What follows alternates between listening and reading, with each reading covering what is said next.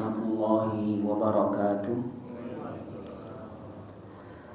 Alhamdulillahi wa bihi nasta'in. Wassalatu wassalamu ala asyrafil anbiya'i wal mursalin Sayyidina wa nabiyyina Muhammadin wa ala alihi wa sahbihi ajma'in.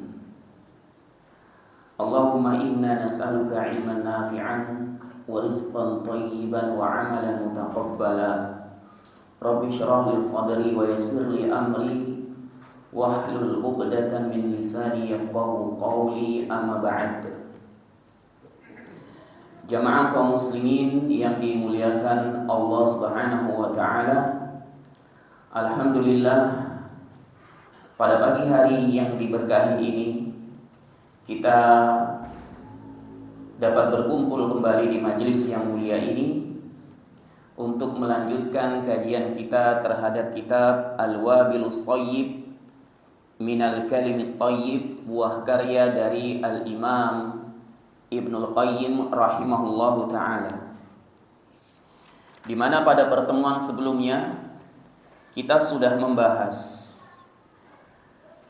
bahwa Al-Imam Ibnul Qayyim rahimahullahu ta'ala mendoakan para pembaca dari kitab beliau ini, yakni mendoakan kita semua agar kita ini termasuk orang idza an'amallahu alaihi syakara, agar kita termasuk menjadi orang yang apabila diberikan kenikmatan maka bersyukur. Wa idza batuliya sabara, dan apabila diberikan ujian musibah maka bersabar. Wa idza atnaba istaghfara, dan jika berbuat dosa maka segera untuk beristighfar, memohon ampun kepada Allah Subhanahu wa taala. Pada pertemuan sebelumnya kita sudah jelaskan sedikit dari maksud doa yang diucapkan oleh Al-Imam rahimahullahu taala kepada para pembaca kitabnya ini. Kemudian yang terakhir beliau sebutkan di sini, idza atnaba istaghfara, jika berbuat dosa maka kita beristighfar, segera beristighfar, memohon ampun kepada Allah Subhanahu wa taala. Karena setiap hamba pasti berbuat dosa, baik itu dosa kecil maupun dosa besar. Sebagaimana Nabi sallallahu alaihi wasallam bersabda, kullu bani Adam khata'un. Setiap anak Adam itu pasti berbuat kesalahan, pasti berbuat dosa. Akan tetapi yang terbaik adalah mereka yang bertaubat kepada Allah Subhanahu wa taala. Dan istighfar ini merupakan perisai bagi seorang hamba dari panasnya api neraka di hari kiamat nanti. Oleh karena itulah Nabi kita yang mulia Muhammad sallallahu alaihi wasallam bersabda, tuba liman wajada fi sahifatihi istighfaran katsira. Beruntunglah orang yang banyak mendapatkan dalam catatan amalnya istighfar yang banyak. Bahkan Nabi sallallahu alaihi wasallam walaupun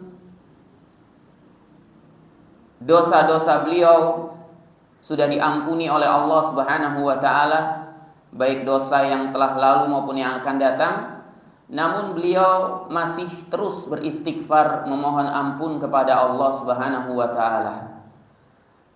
Beliau sallallahu alaihi wasallam pernah bersabda, la astaghfirullaha fil yaumi mi'ata marrah.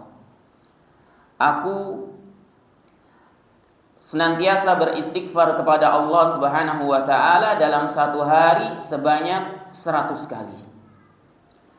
Bahkan di akhir hidupnya Nabi sallallahu alaihi wasallam, Allah Subhanahu wa taala menurunkan surah An-Nasr yang di dalam ayat terakhirnya terdapat perintah kepada Nabi sallallahu alaihi wasallam untuk beristighfar.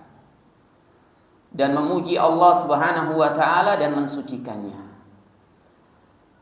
Kemudian Aisyah radhiyallahu anha pun berkata mengenai apa yang dilakukan oleh suaminya tercinta yaitu Nabi Muhammad sallallahu alaihi wasallam, bahwa ketika ayat ini turun, ayat yang terakhir pada surah An-Nasr, maka Nabi sallallahu alaihi wasallam di dalam ruku'nya dan di dalam sujudnya memperbanyak untuk mensucikan Allah, memujinya dan juga beristighfar memohon ampun kepada Allah Subhanahu wa taala. Lalu Aisyah berkata, yata'awwalul Qur'an, dalam rangka untuk mengamalkan Al-Qur'an.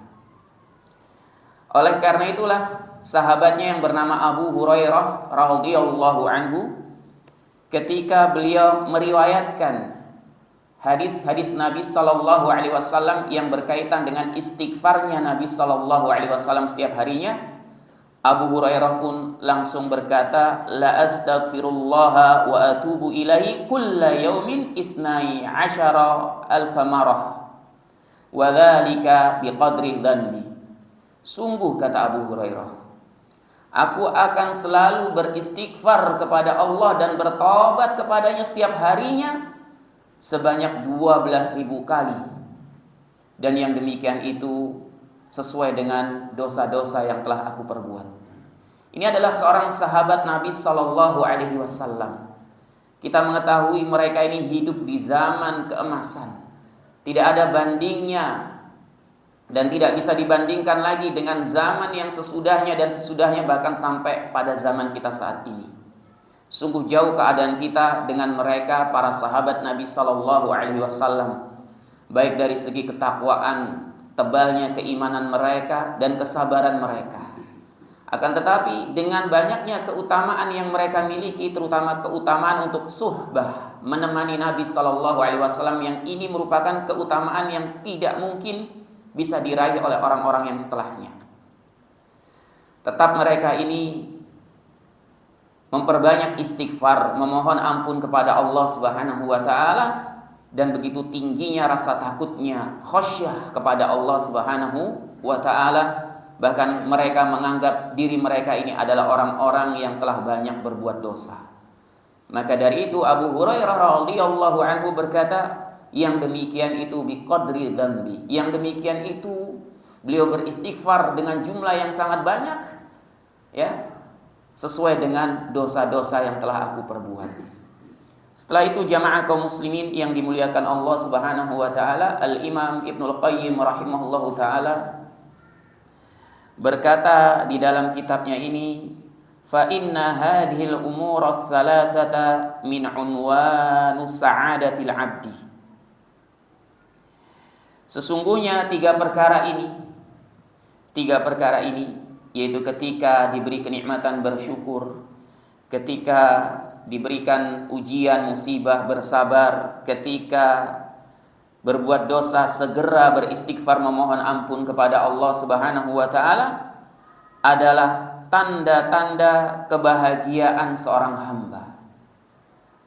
Seorang hamba pasti akan mendapatkan kebahagiaan jika dia bisa melakukan tiga perkara ini di saat datangnya tiga perkara. Yaitu di saat datangnya kenikmatan maka dia bersyukur, di saat datangnya musibah dia bersabar, di saat berbuat dosa dia segera bertobat, memohon ampun kepada Allah Subhanahu wa taala. Pasti dia akan mendapatkan kebahagiaan, hatinya akan senantiasa tentram, hatinya akan senantiasa damai. Tidak akan ada yang namanya gundah gulana kegelisahan di dalam hatinya yang berkepanjangan. Wa alamatu falahihi fi dunyahu wa ukhrahu. Dan tiga perkara ini juga merupakan tanda keberuntungan bagi seorang hamba dalam kehidupannya di dunia dan di akhiratnya. Dalam kehidupannya di dunia dan di akhiratnya. Karena ketika seorang hamba mendapatkan kenikmatan kemudian dia bersyukur, syukurnya adalah ibadah kepada Allah Subhanahu wa taala yang akan mendatangkan ganjaran di sisi Allah Subhanahu wa taala. Sehingga syukurnya ini akan memperingan langkahnya dalam menghadapi kehidupan akhiratnya menuju kepada surga yang abadi. Ketika seorang hamba mendapatkan musibah bencana, dia bersabar, maka sabarnya ini merupakan ibadah kepada Allah Subhanahu wa taala, yang pahalanya sungguh sangat luar biasa. Bahkan pahalanya langsung Allah Subhanahu wa taala yang memberikannya tanpa hitungan, tanpa dengan adanya hitungan. Sebagaimana kita ketahui, di dalam agama kita beberapa ibadah dijelaskan. Jika mengamalkan ini, maka akan mendapatkan ganjaran ini. Jika mengamalkan ini, maka akan mendapatkan ganjaran ini. Akan tetapi orang yang bersabar ini, pahalanya bighairi hisab, tanpa ada hitungan. Kemudian jika kita berbuat dosa, kemudian segera beristighfar, maka istighfar kita kepada Allah Subhanahu wa taala adalah ibadah. Sebagaimana yang sudah kami jelaskan tadi, bahwa istighfar ini akan menjadi tameng bagi seorang hamba di akhiratnya dari panasnya api neraka. Apalagi Nabi SAW mengabarkan, sungguh beruntung orang-orang yang mendapatkan dalam catatan amalnya istighfar yang sangat banyak. Istighfar, mengucapkan astagfirullah yang diiringi dengan ketundukan hati dan pengakuan hati terhadap dosa-dosa yang telah kita perbuat ini. Bukan istighfar yang kosong, hanya ucapan lisan saja. Wala yanfaku 'abdun 'anha abadan. Al-Imam Ibnul Qayyim rahimahullahu taala berkata, seorang hamba tidak akan pernah lepas dari 3 perkara ini selama-lamanya. Selama seorang hamba itu hidup di dunia, pasti dia akan mengalami 3 perkara ini. Dan tidak ada seorang pun yang dikecualikan untuk tidak mengalami salah satu dari 3 perkara ini.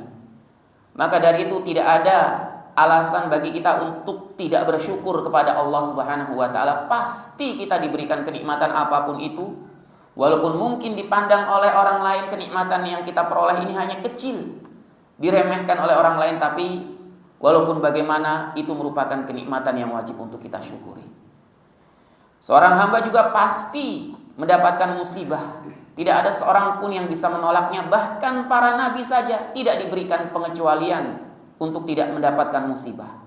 Justru mereka ini musibahnya yang lebih besar. Musibahnya itu 2 kali lipat dibandingkan dengan orang-orang biasa seperti kita ini. Musibah mereka itu lebih keras. Musibah mereka itu lebih besar, lebih mengerikan daripada musibah yang menimpa kita. Nabi SAW saja ketika beliau sakit demam, maka beliau merasakan sakitnya itu 2 kali lipat dibandingkan rasa sakit yang dialami oleh manusia biasa. Kalau misalkan demam saja sudah menjadikan seluruh tubuh kita merasa nggak enak, seluruh tubuh kita merasakan sesuatu hal yang kadang-kadang menjadikan kita ini malas untuk melakukan apapun itu. Bahkan makan saja kita malas karena demam yang menimpa kita. Bayangkan ketika Nabi SAW sakit demam, beliau merasakannya 2 kali lipat demam dibandingkan dengan yang dirasakan oleh orang-orang biasa seperti kita ini. Kemudian juga pasti kita berbuat dosa, sebagaimana yang tadi sudah kita jelaskan. Dan kenapa Al-Imam Ibnul Qayyim rahimahullahu taala mengatakan wala yanfaku 'abdun minha abadan. Seorang hamba tidak akan pernah lepas. Tidak akan pernah lepas dari 3 perkara ini selama-lamanya. Selama-lamanya. Ya. Karena memang dalil-dalil menunjukkan yang demikian itu. Oleh karena itulah Al-Imam Ibnul Qayyim rahimahullahu taala ketika mendoakan kita semua agar termasuk orang yang apabila diberi kenikmatan bersyukur, diberi bencana musibah bersabar dan seterusnya, beliau menggunakan lafaz idza. Lafaz apa? Idza. Idza itu kalau dalam bahasa kita sering diartikan apabila atau jika. Dan idza ini dalam bahasa Arab maknanya sama dengan in. Ada idza, ada in. Nah, in ini juga sama diartikan apabila dan juga jika. Walaupun memiliki arti yang sama dalam bahasa kita, namun dalam bahasa Arab memiliki makna yang terkandung di dalamnya, ya, makna yang terkandung di dalamnya yang membedakan antara menggunakan kata idza dengan menggunakan kata in. Karena kalau menggunakan kata idza ini lil mustaqbal, untuk perkara yang akan datang, wa tahaqquq, dan perkara tersebut pasti terjadi. Pasti terjadi. Tapi kalau menggunakan in, ini juga untuk perkara yang mendatang tapi belum tentu terjadi. Di antara contohnya sebagaimana Allah Subhanahu wa taala berfirman, kutiba alaikum idza hadara ahadakumul mautu in taraka khairanil wasiyah.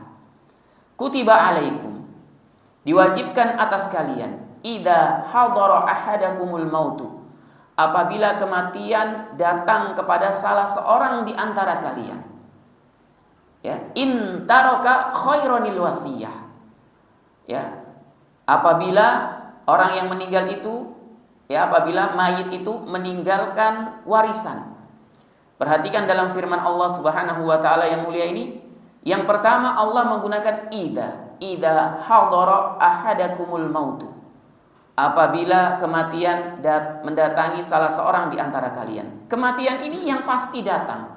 Oleh karena itu di sini Allah Subhanahu wa taala berfirman menggunakan apa? Idza. Karena kematian merupakan sesuatu yang pasti datang kepada setiap manusia. Bahkan setiap yang bernyawa pasti mati. Kemudian setelah itu in taraka khairanil wasiyah. In, ya, jika apabila mayit tersebut, orang yang mati tersebut meninggalkan warisan. Meninggalkan warisan belum tentu terjadi. Karena tidak setiap mayit, tidak setiap orang yang meninggal itu pasti meninggalkan warisan. Ya. Maka dari itulah di sini begitu dalamnya ilmu dari Al-Imam Ibnul Qayyim rahimahullahu taala, dan begitu indahnya kalimat-kalimat yang beliau bawakan, sehingga antara kalimat yang pertama, kedua, ketiga senantiasa memiliki hubungan yang apabila dianalisis, dibedah akan terungkap begitu banyak faedah dan hikmah-hikmah di dalamnya. Kemudian setelah itu Al-Imam Ibnul Qayyim rahimahullahu ta'ala berkata, fa innal abda daimut taqallubi baina hadhil atbaqis thalatha. Karena sesungguhnya seorang hamba juga senantiasa berpindah-pindah atau mengalami secara bergantian antara tiga perkara ini. Beliau ungkapkan juga di sini dengan at-taqallub, yang artinya berbolak-balik, berpindah-pindah, tidak senantiasa menetap. Karena tiga perkara ini tidak akan selalu dialami oleh seorang hamba dalam satu waktu. Kadang-kadang dia mendapatkan kenikmatan, kesenangan, ya. Kadang-kadang dia mendapatkan bencana, musibah. Kadang-kadang dia berbuat dosa, kadang-kadang dia juga terjaga. Dia terjaga. Baik dari dosa kecil maupun dosa besar, terutama ketika dia, ya, sedang berada dalam ibadah kepada Allah Subhanahu wa taala. Maka tiga perkara ini walaupun pasti akan menimpa seorang hamba, tapi tidak akan menimpa dalam satu waktu. Datangnya bergantian sehingga seorang hamba bisa untuk mempersiapkan dirinya ketika mendapatkan kenikmatan untuk bersyukur. Kemudian dia bisa mempersiapkan dirinya ketika mendapatkan suatu musibah bencana untuk bersabar. Dia juga bisa mempersiapkan dirinya ketika melakukan dosa segera bertaubat. Dan persiapan-persiapan itu tentu datang karena ilmu yang sebelumnya dia pelajari. Karena ilmu yang telah dia dapatkan dari majelis-majelis ta'lim seperti yang kita lakukan pada saat ini. Karena apa yang kita lakukan ini selain untuk ibadah kepada Allah Subhanahu wa taala, selain untuk mendapatkan ilmu yang bermanfaat, juga sebagai persiapan bagi kita untuk menghadapi berbagai macam aneka ragam, ya, kehidupan dunia ini yang akan datang kepada kita, baik itu kenikmatan, bencana maupun dosa. Sehingga di sini kita pun bisa untuk mempersiapkan diri. Nanti kalau misalkan dapat kenikmatan, kita akan bersyukur. Ketika dapat bencana, kita akan bersabar karena kita sudah mendapatkan ilmu-ilmu yang harus kita lakukan ketika datang salah satu dari tiga perkara ini. Setelah itu jamaah kaum muslimin yang dimuliakan Allah Subhanahu wa taala, al-awwal, beliau ingin menjelaskan satu persatu tentang 3 perkara ini. Ya, al-awwal yang pertama, ni'amun minallahi ta'ala tataradafu alaihi. Ni'amun, kenikmatan-kenikmatan dari Allah Subhanahu wa taala tataradafu alaihi, senantiasa datang silih berganti. Senantiasa datang silih berganti kenikmatan Allah Subhanahu wa taala ini. Faqaiduha asyukru, maka yang mengikat kenikmatan ini, yang bisa menjaga kenikmatan ini adalah bersyukur. Karena syukur ini akan menjaga kenikmatan tersebut agar tetap langgeng dan juga diberkahi. Maka dari itulah Allah Subhanahu wa taala berfirman, la in syakartum la azidannakum wa la in kafartum inna adzabi lasyadid. La in syakartum, jika kalian bersyukur. Kalau kita kembali kepada pelajaran yang tadi, di sini menggunakan menggunakan in. Karena syukur ini tidak pasti dilakukan oleh seorang hamba. Ada yang bersyukur, ada yang tidak. Ya. Jika kalian bersyukur, la azidannakum. Ya, niscaya pasti aku akan tambahkan kenikmatan kepada kalian. Pasti akan ditambahkan oleh Allah Subhanahu wa taala. Ya.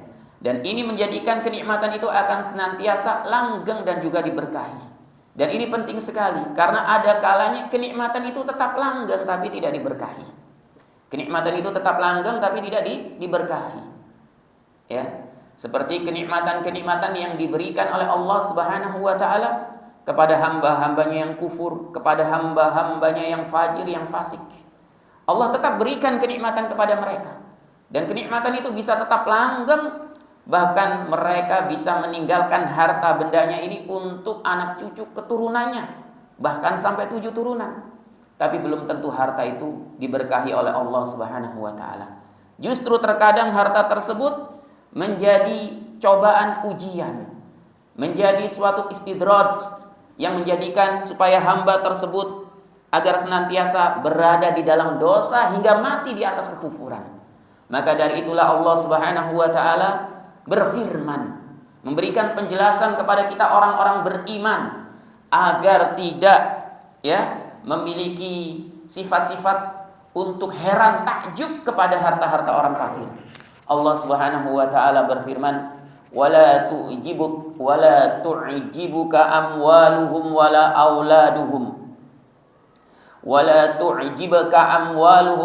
auladuhum, dan janganlah kalian ini merasa takjub, merasa heran dengan harta-harta mereka ini, orang-orang kafir, dan anak-anak mereka yang sukses. Ya, yang sukses, yang mungkin memiliki jabatan-jabatan yang tinggi, hartanya melimpah. Ya, hartanya apa? Melimpah misalkan. Bahkan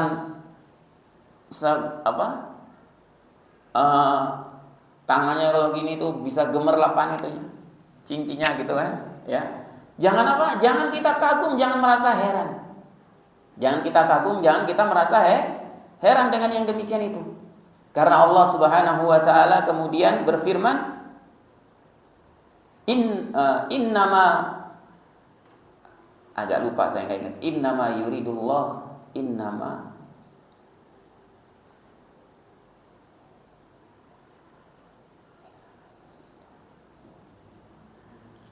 ada yang ingat Pak? Innama yuridu an yu'adzibahum bihi. Ya, sesungguhnya Allah Subhanahu wa taala dengan yang demikian itu ingin memberikan cobaan kepada mereka. Bukan cobaan ya, azab. Langsung ini disebut bukan cobaan tapi apa? Azab. Ya, ingin memberikan azab, siksaan kepada mereka dengan hartanya itu. Apa siksaan? Siksaannya bukan berarti kemudian mereka sengsara, ya, tapi supaya mereka ini tenggelam hingga mati di atas kekufurannya. Ya, hingga mati di atas kekufurannya. Oleh karena itu, di sini pentingnya bersyukur agar harta ini tetap langgeng dan juga diberkahi oleh Allah Subhanahu wa taala. Dan sesuatu yang diberkahi oleh Allah Subhanahu wa taala itu tidak harus jumlahnya banyak.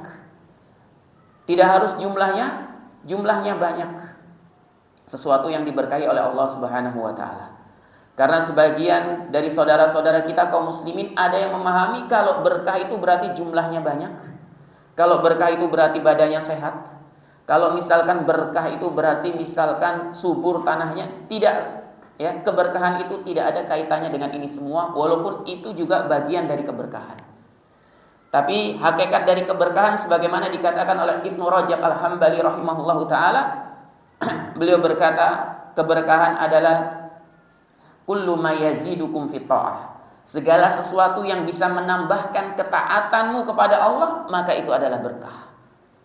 Walaupun hartanya sedikit, tapi dengan harta yang sedikit itu bisa menambah untuk semakin taat kepada Allah, maka itu adalah berkah. Walaupun badannya sakit, akan tetapi dengan rasa sakitnya bisa menjadikan dia semakin taat kepada Allah, maka itu adalah berkah. Karena kalau misalkan keberkahan hanya dilihat dari banyaknya sesuatu, maka para nabi dan rasul banyak yang miskin. Bahkan disebutkan seorang nabi yang kaya hanyalah Nabi Sulaiman saja. Adapun yang lainnya kehidupan mereka biasa-biasa saja. Bahkan ada yang kehidupan mereka ini, ya, tidak memiliki apapun dari sisi-sisi perbendaharaan dunia ini. Kemudian para sahabat Nabi Shallallahu Alaihi Wasallam kebanyakan mereka juga adalah orang-orang yang miskin. Kalau misalkan keberkahan hanya dipandang dari banyaknya harta, apakah kita berani mengatakan bahwa para nabi dan rasul kemudian para sahabat Nabi ini orang-orang yang tidak diberkahi? Tentu saja tidak. Kemudian jika keberkahan ini hanya dipandang dari tubuh fisik yang sehat, maka Nabi Ayub alaihissalam beliau menderita penyakit sehingga menjadikan orang-orang yang ada di sekitarnya, bahkan istrinya sendiri, menjauhinya. Ya, walaupun para ulama berbeda pendapat berapa tahun Nabi Ayub ini mengalami penyakitnya, ada yang mengatakan 3 tahun, 7 tahun, bahkan sampai 18 tahun. Ya, tapi ini merupakan penyakit yang pada waktu itu beliau diuji dan menjadikan orang-orang yang ada di sekelilingnya menjauhi. Apakah kemudian Nabi Ayub ini tidak diberkahi oleh Allah Subhanahu wa taala? Tentu beliau adalah manusia yang paling diberkahi pada waktu itu, di zamannya. Ya. Kemudian apakah keberkahan ini berkaitan dengan tanah yang subur? Kalau seperti ini, niscaya seperti negara-negara di Timur Tengah, terutama Haramain. Ya, Haramain, Madinah dan juga Mekah yang masuk dalam kawasan haram. Di sana tandus. Di sana kering. Akan tetapi Allah Subhanahu wa taala menjelaskan bahwasanya Haramain ini merupakan tanah yang diberkahi. Kemudian juga negeri Syam merupakan negeri yang diberkahi. Walaupun di sana beberapa tempatnya atau kebanyakannya itu tandus. Bahkan di sana tetap bergejolak perang, tapi tetap walaupun bagaimana negeri-negeri tersebut adalah negeri yang diberkahi. Sehingga di sini keberkahan itu harus kita pahami tidak berkaitan dengan banyaknya sesuatu atau baiknya fisik seseorang dan yang lain sebagainya. Setelah itu Al-Imam Ibnul Qayyim rahimahullahu taala berkata, wa huwa mabniun ala thalathati arkan. Dan syukur ini dibangun di atas 3 rukun. Tapi sebelum kita masuk kepada syukur, saya ingin menjelaskan Nabi Shallallahu Alaihi Wasallam sudah mengajarkan kepada kita semua agar kita ini supaya bisa mensyukuri segala nikmat yang Allah Subhanahu Wa Taala anugerahkan kepada kita. Yang terkadang hal ini kita lupakan. Nabi Shallallahu Alaihi Wasallam bersabda, "Unduru ila man huwa asfala minkum, wa la tanduru ila man huwa fawqakum. Fahuwa ajdaru an la tazdaru nikmatallahi alaikum." Beliau bersabda, lihatlah orang yang ada di bawah kalian, jangan lihat orang yang ada di atas kalian. Fit dunia, kata para ulama, dalam masalah dunia. Dalam masalah apa? Dunia, kita diperintahkan untuk memandang orang-orang yang ada di bawah kita. Dari segi harta, dari segi kesehatan, dari segi lainnya. Oleh karena itu, hadis ini disebutkan sebagai hadis yang bisa menjadi obat bagi kaum muslimin, yaitu obat untuk hatinya dari penyakit hasad, dari penyakit iri dan dengki. Dan juga hadis ini merupakan hadis yang bisa mengontrol kehidupan seorang muslim agar tidak berlebih-lebihan ambisinya terhadap dunia ini. Dalam masalah dunia kita diperintahkan untuk melihat orang-orang yang kondisinya berada di bawah kita. Berada di bawah kita. Ya, adapun dalam masalah akhirat kita diperintahkan untuk melihat orang-orang yang berada di atas kita.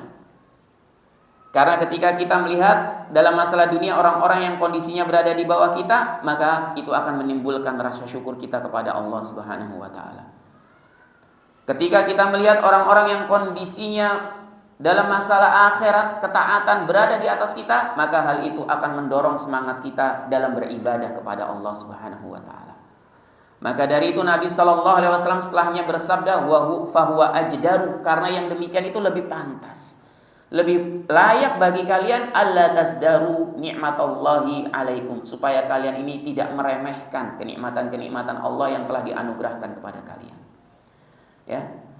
Karena kadang-kadang ketika seseorang dalam masalah dunia ini melihat ke atas, maka dia akan mudah meremehkan kenikmatan-kenikmatan yang sebenarnya, ya, kenikmatan tersebut merupakan kenikmatan pokok inti yang bisa menjadikannya untuk bisa, ya, tetap bisa menjadikannya berjalan di muka bumi ini, mencari harta benda dan yang lain sebagainya.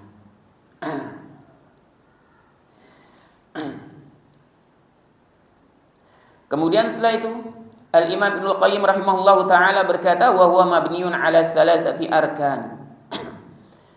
Dan syukur ini dibangun di atas 3 rukun.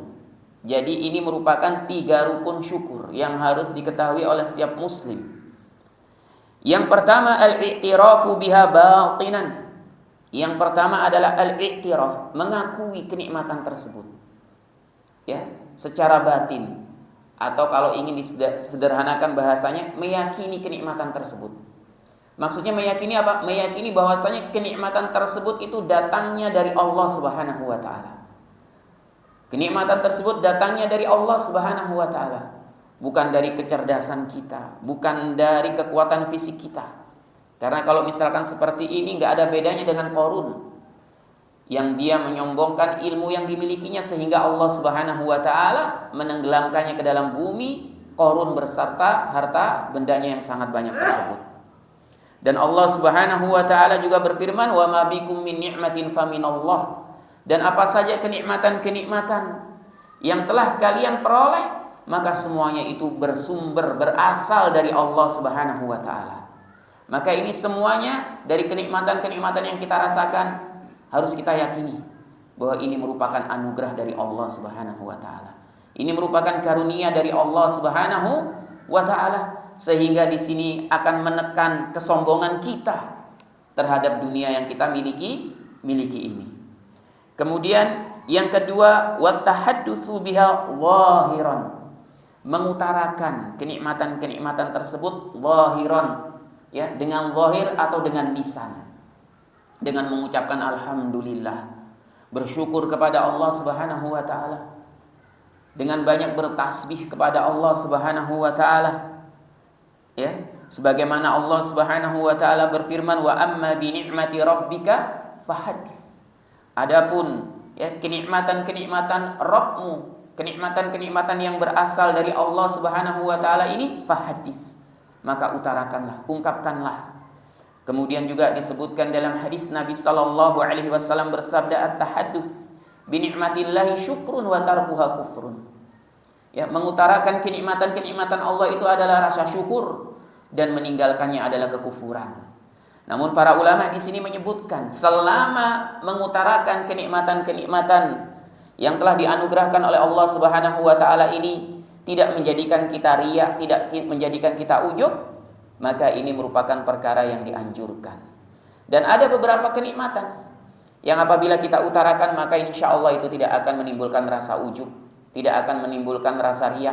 Seperti apa misalkan? Seperti ketika kita dikaruniai oleh seorang anak, atau misalkan bapak-bapak dikaruniai cucu, kemudian kita kabarkan alhamdulillah telah lahir, ya, cucu kami atau putra kami atau putri kami dengan selamat, Ya, ini dalam rangka tahadduts bi nikmatillah. Ya, dan yang seperti ini ya insya Allah tidak akan menimbulkan riya dan ujub.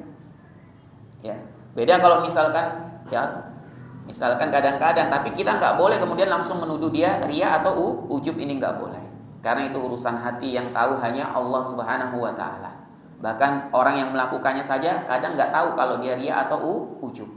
Misalnya alhamdulillah, ya, saya sudah kebeli nih Ferrari misalnya gitu. Ya, ini beda. Ini bisa indikasinya itu membawa kepada apa? Ujub. Ya, tapi kalau misalkan yang seperti ini, atau alhamdulillah, ya tadi saya periksa ke dokter, ternyata dokter menyatakan ya penyakit saya ini sembuh. Insya Allah ini tidak akan membawa apa? Rasa ujub. Kemudian yang ketiga, wa tasrifuha fi maradati muwalliha wa musdiha wa mu'tiha. Yang ketiga, menggunakan kenikmatan-kenikmatan tersebut fi maradati muwalliha, dalam hal-hal yang diridhoi oleh penguasanya, yaitu penguasa kenikmatan tersebut adalah Allah Subhanahu wa taala, wa musdiha, dan yang menganugerahkannya, wa mu'tiha, dan yang memberikannya. Ya. Ini yang ketiga, menggunakan kenikmatan-kenikmatan tersebut dalam hal-hal yang diridhoi oleh Allah Subhanahu wa taala.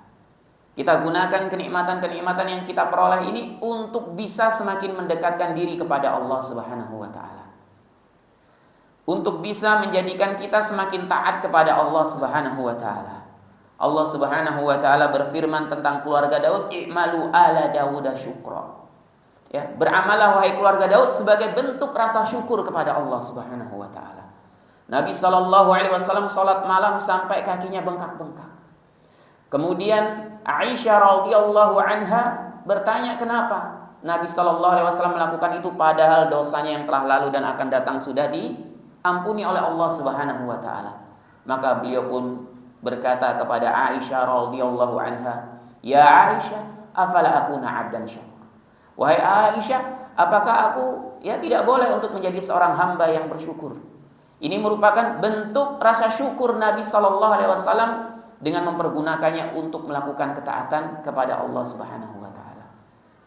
Ya. Beliau bersyukur bukan karena diberikan kenikmatan harta dunia ini yang sangat banyak, yang berlimpah. Bahkan kita ketahui rumah beliau ini atapnya sangat rendah sekali. Kalau tangan beliau diarahkan ke atas, maka itu langsung bisa menyentuh atap rumahnya. Kalau kita ini beda, kadang-kadang atap rumah kita tinggi, loncat aja nggak nyampe, harus pakai apa? Tangga. Ya. Tapi atap rumah Nabi ini sangat dekat, dekat. Dan rumah Nabi yang ada bersama Aisyah ini hanya terdiri dari ruangan dalam dan ruangan luar. Ruangan dalam ini tertutup, ruangan luar ini kalau istilah sekarang kayak halaman. Ya, seperti halaman, dan sangat sempit. Oleh karena itu, ketika di malam hari Nabi sallallahu alaihi wasallam salat, kaki Aisyah menjulur di hadapan Nabi ketika sujud, maka Aisyah akan menariknya. Karena memang ruangannya sempit. Namun Nabi tetap bersyukur kepada Allah Subhanahu wa taala, bukan karena banyaknya harta dunia atau yang lain sebagainya, tapi karena kenikmatan iman, kenikmatan Islam yang telah dianugerahkan oleh Allah Subhanahu wa taala. Ya, oleh karena itu, yang ketiga ini merupakan perkara yang penting. Menggunakan kenikmatan-kenikmatan tersebut untuk dalam hal-hal yang diridhoi oleh Allah Subhanahu wa taala. Karena jika kenikmatan tersebut tidak digunakan oleh seorang hamba untuk mendekatkan diri kepada Allah Subhanahu wa taala, maka kenikmatan itu akan berubah menjadi bencana. Sebagaimana dikatakan oleh Abu Hazim rahimahullahu taala, kullu ni'matin la tuqarribu minallahi fahiya baliyah. Setiap kenikmatan yang tidak bisa menjadikan pemiliknya semakin dekat kepada Allah Subhanahu wa taala, maka kenikmatan itu akan berubah menjadi bencana. Sedangkan di akhirat nanti Allah pasti akan menanyakan segala kenikmatan-kenikmatan yang telah dianugerahkan kepada kita. Tsumma latus'alunna yauma idzin 'anil na'im. Kemudian di hari kiamat nanti kalian benar-benar pasti akan ditanya tentang kenikmatan-kenikmatan. Tidak ada seorang pun yang akan dikecualikan langsung masuk surga begitu saja, kecuali orang-orang yang memang Allah Subhanahu wa taala sudah janjikan untuk masuk surga sebagaimana para nabi dan rasul dan juga sahabatnya, ya, radhiyallahu anhum. Setelah itu, jamaah kaum muslimin yang dimuliakan Allah Subhanahu wa taala, Al-Imam Ibnul Qayyim rahimahullahu taala berkata, "Fa idza fa'ala dzalik faqad syakaraha ma'a taqsirihi fi syukriha." Jika sudah melakukan yang demikian itu, yaitu melakukan 3 perkara ini. Jadi 3 perkara ini harus dilakukan semua jika ingin dikatakan sebagai hamba-hamba yang bersyukur. Tidak bisa salah satunya saja. Karena ada orang ketika dapat duit, ya alhamdulillah rezeki anak soleh katanya, ya. Tapi yang mengucapkan ini dia nggak pernah sholat. Ada yang seperti ini kan, alhamdulillah rezeki anak soleh, dia nggak pernah sholat, ya, dia nggak pernah, ya, menampakkan ketaatan-ketaatan yang hal itu menjadi ciri khas orang muslim, sholat, puasa, ya. Banyak kita mendapatkan yang seperti ini.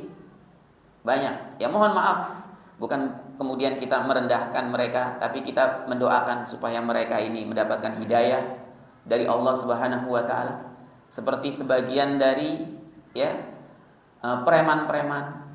Ya, kadang saya pernah mendengar langsung bahkan ketika mendapatkan apa? Uang, cerita alhamdulillah katanya rezeki anak soleh nih katanya gitu ya. Dia sudah mengucapkannya, memang mengutarakannya dengan lisannya. Tapi ketika misalkan kenikmatan tersebut, ya, setelah itu tidak digunakan untuk melakukan ketaatan kepada Allah, belum dikatakan dia sebagai seorang yang bersyukur.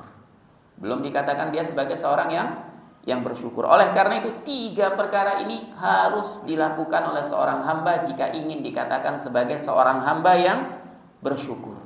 Memang sulit, tapi kita harus berusaha. Kita harus berusaha untuk menjadi hamba-hamba yang bersyukur. Berkata Imam Ibnul Qayyim rahimahullahu taala, fa idza fa'ala dzalik, jika seorang hamba sudah melakukan yang demikian itu, yaitu melakukan 3 rukun ini, faqad syakara, maka dia dikatakan sebagai hamba yang bersyukur. Dia dikatakan sebagai hamba yang bersyukur ma'a taqsirihi fi syukrihi, meskipun, ya, masih banyak kekurangan dalam rasa syukurnya. Meskipun masih banyak kekurangan dalam rasa syukurnya. Karena kalaulah kita diberikan taufik oleh Allah Subhanahu wa taala untuk bisa bersyukur selama hidup kita ini. Selama hidup kita ini kita selalu bersyukur, tidak pernah luput, niscaya rasa syukur kita ini tetap akan banyak kekurangannya. Tidak akan bisa untuk membayar segala kenikmatan yang Allah Subhanahu wa taala anugerahkan kepada kita. Ya. Tidak akan pernah bisa untuk membayar kenikmatan yang Allah Subhanahu wa taala berikan kepada kita. Bahkan jangankan bersyukur kepada Allah Subhanahu wa taala terhadap kenikmatan yang telah dianugerahkan kepada kita semua. Menghitung-hitung nikmat Allah saja kita tidak akan mampu. Wa in ta'udu nikmatallahi la tuhsuha. Kita enggak akan pernah mampu. Kita tidak akan pernah mampu. Jangankan menghitung, kadang-kadang, ya, sadar bahwa ini kenikmatan dari Allah Subhanahu wa taala saja, ya, tidak pernah tidak terlintas di benak kita. Tidak terlintas di benak kita, kita lupakan. Hal itu kadang muncul ketika Ketika misalkan kita mendapatkan musibah, ketika kita mendapatkan suatu bencana, atau ketika kita mendapatkan suatu permasalahan, baru kita sadar, oh iya, ya, tetap syukur aja lah, walaupun bagaimana kita masih bisa nafas, bisa hidup, ya. Padahal hal ini merupakan kenikmatan yang selalu melekat kepada kita. Namun terkadang kesadaran untuk bisa, ya, mengetahui bahwa itu nikmat yang wajib kita syukuri, ya, kita lupakan hal ini. Kita kadang lalai dari hal tersebut. Oleh karena itu, walaupun kita sudah melakukan 3 perkara ini, kata Al-Imam Ibnul Qayyim rahimahullahu taala, tetap dikatakan meskipun banyak kekurangan dalam rasa syukurnya di sana dan di sini. Maka dari itulah di antara ulama ada yang berkata, syukruna yahtaju ila syukri. Rasa syukur kita ini membutuhkan syukur lagi. Ketika kita bersyukur terhadap suatu kenikmatan, kita bersyukur ini karena apa, Pak? Karena adanya taufik dari Allah untuk bisa bersyukur. Nah, taufik dari Allah ini kenikmatan yang harus kita syukuri. Maka nggak akan pernah bisa untuk lepas sebenarnya kita, ya, untuk senantiasa bersyukur kepada Allah Subhanahu wa taala. Maka wajar jika Allah Subhanahu wa taala berfirman, wa qalilum min ibadiyasy syakur. Bukan hanya wajar, tapi memang inilah yang terjadi. Sedikit sekali dari hamba-hambaku yang bersyukur. Kenapa? Karena syukur kita saja itu membutuhkan syukur lagi. Sebab ketika kita bersyukur, karena hal itu adalah taufik dari Allah. Itu adalah hidayah dari Allah Subhanahu wa taala kepada kita untuk bisa bersyukur. Taufik dan hidayah ini merupakan kenikmatan yang besar yang wajib untuk kita syukuri, dan terus seperti ini, terus seperti ini, terus seperti ini.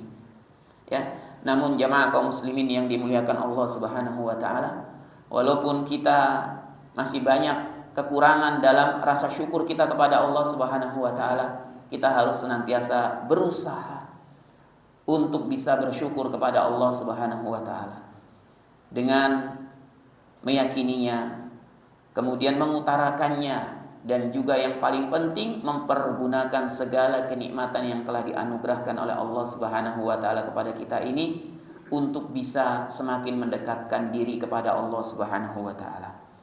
Ya, mungkin cukup sampai di sini. Oh, 10 menit lagi. Ya. Baik. Soalnya enggak enak kayaknya, udah jamaah udah capek apa? Atau saya yang capek nih. Saya minum dulu deh. Bismillah.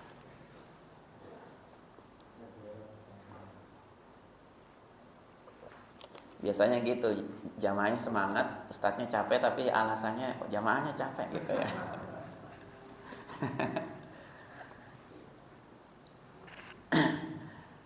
Baik, jamaah kaum muslimin yang dimuliakan Allah Subhanahu wa taala. Kemudian setelah itu ats-tsani, yang kedua. Berkata Al-Imam Ibnul Qayyim rahimahullahu ta'ala, mihanun minallahi ta'ala yabtalihi biha. Mihanun, yaitu ujian-ujian, cobaan-cobaan dari Allah Subhanahu wa ta'ala yang akan senantiasa menimpa para hamba. Ini akan senantiasa menimpa para hamba. Dan kita ketahui ujian manusia itu berbeda-beda. Ujian manusia itu berbeda-beda. Tidak sama antara satu dengan yang lainnya. Ya. Wa farduhu fiha as-sabru wa tasalli, ya, au taslim. Dan kewajiban kita dalam menghadapi ujian musibah ini adalah bersabar dan pasrah. Bersabar dan pasrah, ya. Wa sabru, dan kesabaran itu habsun nafsi anit tasakhuti bil maqduri. Yang pertama ini juga punya 3 rukun. Ya, jadi yang pertama, sabar itu adalah menahan jiwa kita dari murka bil maqduri, terhadap apa yang ditakdirkan. Menahan jiwa kita agar, ya, menahan jiwa kita dari kemurkaan bil maqduri, terhadap apa yang ditakdirkan. Karena segala sesuatu ini Allah Subhanahu wa taala ciptakan, ya, sudah ditakdirkan oleh Allah Subhanahu wa taala bahkan 50.000 tahun sebelum diciptakannya langit dan bumi. Ya. Allah Subhanahu wa taala juga berfirman, inna kulla syai'in khalaqnahu biqadarin. Sesungguhnya segala sesuatu ini telah kami ciptakan, ya, sesuai dengan ukurannya, dengan ditakdirkan oleh Allah Subhanahu wa taala. Memang sabar ini pahit rasanya, tapi akibatnya, ya, apa yang akan diperoleh setelahnya itu sangat manis sekali. Baik di dunia ini maupun di akhirat. Meskipun di dunia ini ternyata kita ditimpa oleh berbagai macam cobaan sampai kita meninggal dunia, namun jika kita bisa bersabar menghadapinya, akibatnya akan manis di akhirat nanti, ya, walaupun di dunia ini kita tidak merasakan manisnya. Dan as-sabru ini sebenarnya merupakan nama buah, yang buah ini digunakan untuk obat terhadap suatu penyakit.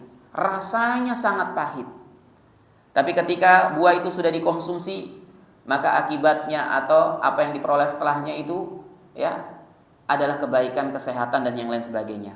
Oleh karena itu orang-orang Arab mengatakan as-sabru kas-sabri. Kesabaran itu seperti buah sabr, yaitu buah yang rasanya sangat pahit. Ya, murrun fi madaqatiha, pahit rasanya. Lakinna ya, awaqibahu ahla minal asal. Akan tetapi ya, apa yang akan diperoleh setelahnya itu lebih manis daripada madu. Maka dari itu di sini ya, kita harus bisa menahan jiwa kita dari apa? Dari kemurkaan terhadap apa yang ditakdirkan. Terutama yang dimaksud di sini adalah takdir-takdir yang tidak kita sukai mungkin. Takdir-takdir yang buruk. Jangan sampai kita suudzon kepada Allah Subhanahu wa taala. Jangan sampai menjadikan kita ini justru mengucapkan kata-kata yang mengandung kekufuran, mencela Allah Subhanahu wa taala, menyalahkan Allah Subhanahu wa taala. Kemudian yang kedua, wahabsul lisani anisyaqwa. Menahan lisan ini agar tidak berkeluh kesah. Tidak berkeluh kesah. Ya. Karena keluh kesah ini lebih baiknya hanya kita utarakan kepada Allah Subhanahu wa taala, sebagaimana Allah Subhanahu wa taala berfirman tentang Nabi Ya'qub, ya, innama ana ashku bathi wa huzni ilallah. Sesungguhnya aku berkeluh kesah tentang kesusahan dan kesedihanku ini hanya kepada Allah Subhanahu wa taala. Namun bukan berarti kita di sini dilarang sama sekali berkeluh kesah. Karena kadang seseorang itu membutuhkan tempat, istilahnya kalau sekarang, untuk curhat, mencurahkan ya isi hatinya. Tapi bukan dalam rangka untuk menyalahkan takdir. Ya, dalam rangka untuk mendapatkan suatu apa namanya? Pak, kalau kita curhat kemudian jalan keluar, untuk mendapatkan jalan keluar, ya, solusi, mendapatkan nasihat dan yang lain sebagainya, maka ini tidak mengapa. Hanya saja carilah orang-orang yang memang benar-benar bisa dipercaya untuk apa? Untuk dijadikan tempat ya curhat dalam rangka untuk meminta nasihat dan meminta solusi. Yaitu orang-orang yang mereka amanah menjaga keluh kesah kita ini, atau mungkin ada aib-aib yang kita ceritakan yang kemudian tidak mereka sebarkan lagi, dan juga memiliki kata-kata yang penuh dengan ya kebijaksanaan. Wa habsul jawarih anil ma'siyah. Kemudian yang ketiga adalah menjaga anggota tubuh ini dari maksiat kepada Allah Subhanahu wa taala. Ya, dari maksiat kepada Allah Subhanahu wa taala. Di sini dicontohkan kalaqami, seperti menampar-nampar wajah, wasyaqqis thiyabi, merobek-robek pakaian, wa natfi sya'ri, menjambak-nyambak rambut, wa nahwi dzalik, dan selain ini. Dicontohkan oleh Al-Imam Ibnu Qayyim rahimahullahu taala 3 perkara ini, karena 3 perkara ini yang biasa dilakukan oleh orang-orang jahiliyah, terutama oleh para wanitanya yang disebut dengan niyah, yang pelakunya dilaknat oleh Allah Subhanahu wa taala. Bahkan dikatakan oleh Nabi sallallahu alaihi wasallam, laisa minna, bukan golongan kami, ya, man laqama al-khududa, orang yang menampar-nampar pipinya dan juga merobek-robek bajunya. Ya. Kemudian beliau sebutkan wa nahwa dzalik, dan selain ini seperti apa? Misalkan lempar piring, lempar gelas. Ya, kalau lagi apa? Sedang misalkan ada suatu permasalahan enggak sabar, lempar piring, lempar gelas.